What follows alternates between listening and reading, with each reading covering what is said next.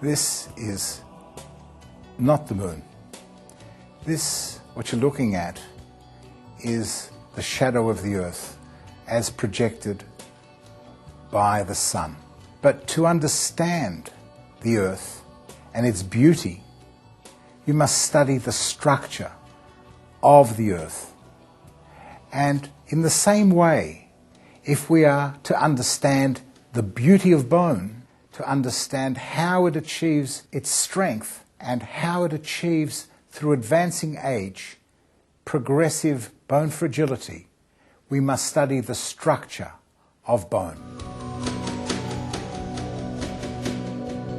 Although it superficially looks like the moon, it is in fact nothing like the moon.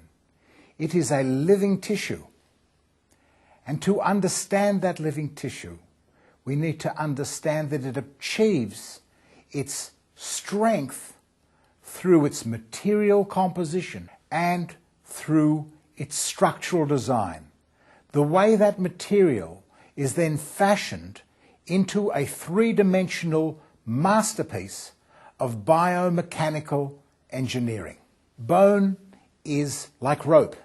It is a collagen tissue, is able to deform in tension and to compress when in compression, to change shape, to lengthen a little, to shorten a little.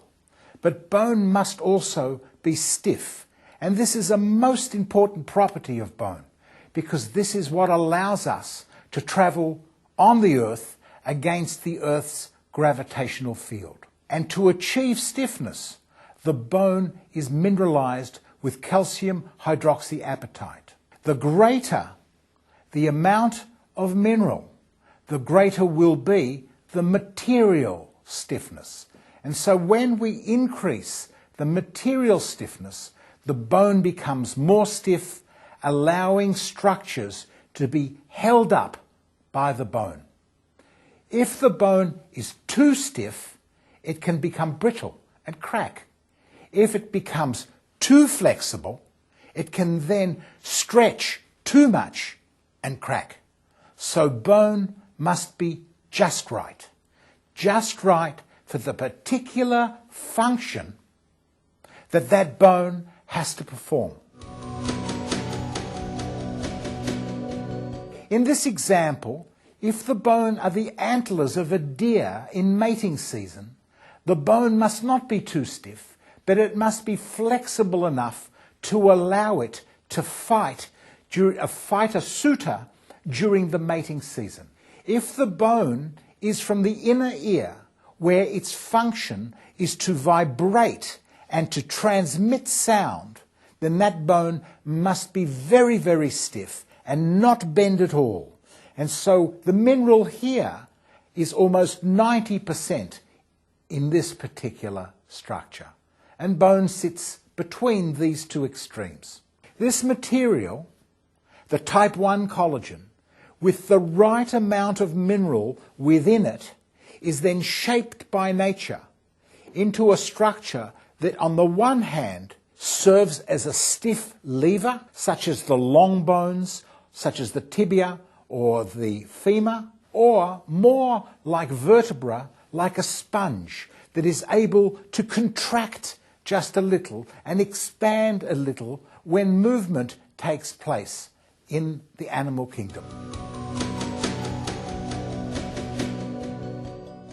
All structures in nature, buildings, roads, bridges, develop fatigue damage. They develop tiny little cracks. But only bone has the ability to detect the cracks and to initiate a change in the cellular composition and initiate bone remodeling to come and localize the crack, remove it, and put back normal bone once again as it was in its pristine state during youth. And so we have in this system a means of detecting cracks, whether they occur in trabecular bone or in cortical bone. And this is the osteocyte with its tentacles. And these tentacles canaliculi connect with other osteocytes and with surface lining osteoblasts to detect the damage, detect the location, and then initiate bone remodeling for its removal. And this osteocytic canalicular network is like a spider's web that can detect the damage, detect the fly sitting there ready to become dinner for the spider. And this system is in place and sacrifices its own life to initiate the remodeling process. And so when a crack occurs in bone, these canaliculi are broken and substances are released that we still do not understand, but these initiate osteoclastogenesis. They initiate the bone remodeling process where the cells of the osteoclasts come in and remove the damage, and new osteoblasts follow to fill up the hole, some of these osteoblast cells then being captured and entombed within the osteoid to become the osteocytes and to reconnect this particular structure, this three-dimensional structure, with its osteocyte detecting system. But as age occurs, with advancing age, there are four fundamental abnormalities that occur that cause damage and cause impairment of the removal of damage and subsequent damage to the pristine structure of the bone itself. The first is a reduction in bone formation. The second is continued bone resorption, and which together produce a hole in bone. So when the hole is larger and less bone is put back, and then the remodeling rate is very rapid, as occurs in midlife in women. When this remodeling rate is very, very fast, this produces the decay of the skeleton that we call osteoporosis, and that effectively produces bone fragility.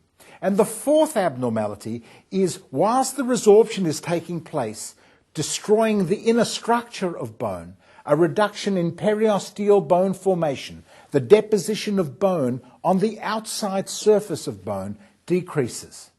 And so the resorption takes place without compensation of bone deposition on the outside, resulting in further decay.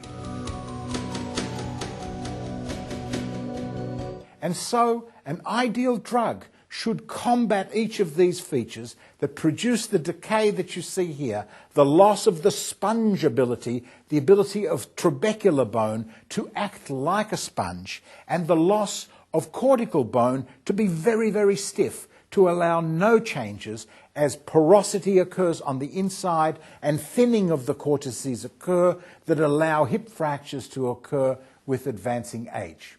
And so the four abnormalities that we would like to have reversed with a drug are that we'd like to increase periosteal bone formation. We'd like to make a smaller hole so bone resorption is decreased. We'd like to put more bone back in the smaller hole so that under those circumstances, if we have a small hole with more bone put back, we'd like to keep bone remodeling to continue, to remove damage, and every time it occurs, to reassemble the structure of the bone and hopefully to restore the strength of that bone. Thank you for your attention.